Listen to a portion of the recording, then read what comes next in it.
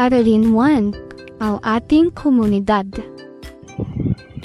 Bawat isa sa atin ay nabibilang sa isang komunidad. Bata man o matanda, nagkasabing ng komunidad. Ang komunidad ay grupo ng mga tao sama-samang naninirahan sa isang tiyak na lugar. Sila ay may karaniwang pagkakatulad sa ilang katangian at paraan ng pamumuhay. Bawat komunidad ay may mga kasapi. Una sa mga ito ay ang mga tao o individual at mga pamilya. Ang mga kasaping ito ay may karaniwang katangiang maaaring magpakilala sa kanila. Sila ay may pagkakaunawaan sa pamamagitan ng kanilang pag-uugnayan. Nagkakaunawaan din sila sa kanilang wika, mga pang-araw-araw na gawain at mga bagay na ginagamit. Kung magmamasid ka sa iba't ibang lugar sa bansang Pilipinas, makikita mo ang iba't ibang komunidad. Ang mga komunidad na ito ay tinatawag nating barangay. Ang Pilipinas ay binubuo ng mahigit 42,000 barangay. Bawat komunidad ay may sariling populasyon. Ang populasyon ay tumutukoy sa bilang ng mga taong naninirahan sa isang lugar. Ang populasyon ng barangay Sikatuna Village sa lungsod ng Quezon ay mahigit 6,000 katao. Ang populasyon ng barangay Banago na nasa probinsya ng Negros Occidental ay mahigit 27,000 katao. Ang barangay Bangaan na nasa itaas ng bundok sa Banawe ay may populasyong mahigit 700 katao.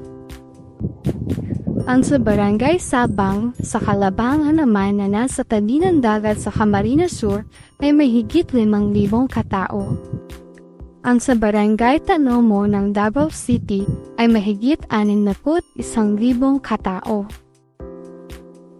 Karaniwang mas malaki ang populasyon ng mga komunidad sa lungsod kaysa sa mga komunidad na nasa kabundukan, kabukiran at tabing dagat. Bawat komunidad ay may lokasyon o sariling lugar na kinalalagyan. Sa lugar na ito, naninirahan ng mga kasapi ng komunidad. Dito matatagpuan ang kanilang mga bahay o tirahan. May mga ekstruktura din sila rito, tulad ng mga gusali, daan at tulay.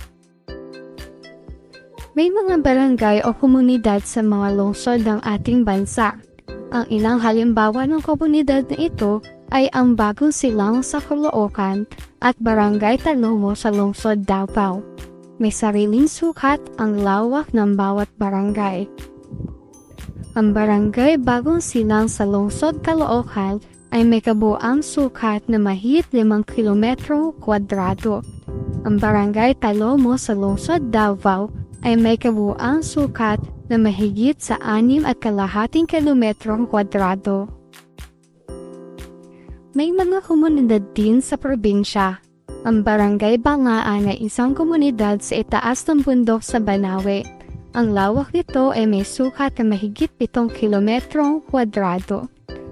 Ang mga barangay sa tabing dagat sa bayan ng San Jose sa probinsya ng Camarines Sur ay may sukat na mahigit 48 kilometrong kwadrado. Mga palatandaang geographical ng komunidad. Ang komunidad ay may palatandaang geographical. Ang palatandaang geographical ay tumutukoy sa mga anyong lupa at anyong tubig. Kailangang matukoy natin ang mga ito. Ano ang mga anyong lupa at anyong tubig ang makikita sa komunidad? Mga mataas sa anyong lupa. Una, bundok. May bundok ba sa inyong komunidad? Mataas ang anyong lupa ang bundok kaya't mahirap itong akyatin.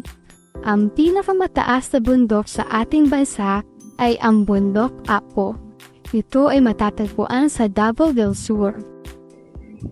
Pangalawa, bulubundukin o kabundukan. Ang mga magkakaugnay na bundok ay tinatawag na bulubundukin. Ang bulubundukin ng Cordillera at bulubundukin ng Sierra Madre ay mga halimbawa nito. Pangatlo, bulkan.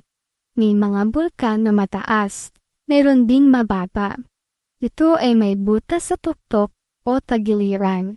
May mainit at kumukulong putik at bato sa loob nito. Kapag pumutok, ito ay nagbubuga ng abok, gas at napakainit na putik na kung tawagin ay lava. Pang-apat, burol. Mababa ang burol kaysa sa bundok. Ang Chocolate Hills sa Bohol ang pinakamagandang mga burol sa Pilipinas. Mababa, mabibilog, at magkakalapit ang mga ito. Nag-iiba ang kulay ng mga ito. Kulay berde kung tag-ulan at kulay chocolate kung tag-init. Pang-5, talampas. Ito ay isang mataas na anyong lupa na patag ang itaas. Palamig at mahangin dito. Halimbawa nito ay ang talampas sa Bukidnon. Pang-6, lambak. Ang patag na lupa sa pagitan ng mga bundok o burol ay tinatawag na lambak. Mataba ang lupa sa lambak. Ang mga halimbawa nito ay ang lambak ng Cagayan at ang lambak ng Trinidad. Pang-7, kapatagan. Malawak, pantay at bababa ang kapatagan.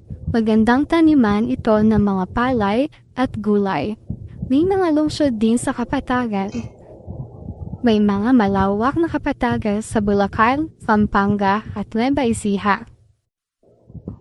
Mga anyong tubig. Una, karagatan. Ang karagatan ang pinakamalawak, pinakamalaki at pinakamalalim na anyong tubig o katubigan. Mga malalaking barko ang dumadaan dito. Maalat ang tubig nito. Tingnan ang karagatang Pasipiko sa larawan. Pangalawa, dagat. Maliit na bahagi ng karagatan ang dagat. Maalat din ang tubig nito tulad ng karagatan. Ang dagat Celebes at dagat Sulu ay ilan sa mga dagat na malapit sa ating bansa. May mga komunidad na malapit dito. Malapit ba kayo rito? Pangatlo, look. Ang look ay isang anyong tubig na halos na palilibutan ng anyong lupa. Malalim ito at ginagamit na daungan ng mga barko. Halimbawa nito ay ang look ng Maynila at Sarangani. Pang-4, ilog. Ang ilog ay umaagos na tubig. Kadalasang patungo sa look, dagat at karagatan ng agos nito. Ang ilog Pasig sa Metro Manila ay kilalang ilog. Kilala rin ang ilog Ala sa Mindanao at ilog Agno sa Luzon. Pang-5, talon. Magandang katubigan ang talol.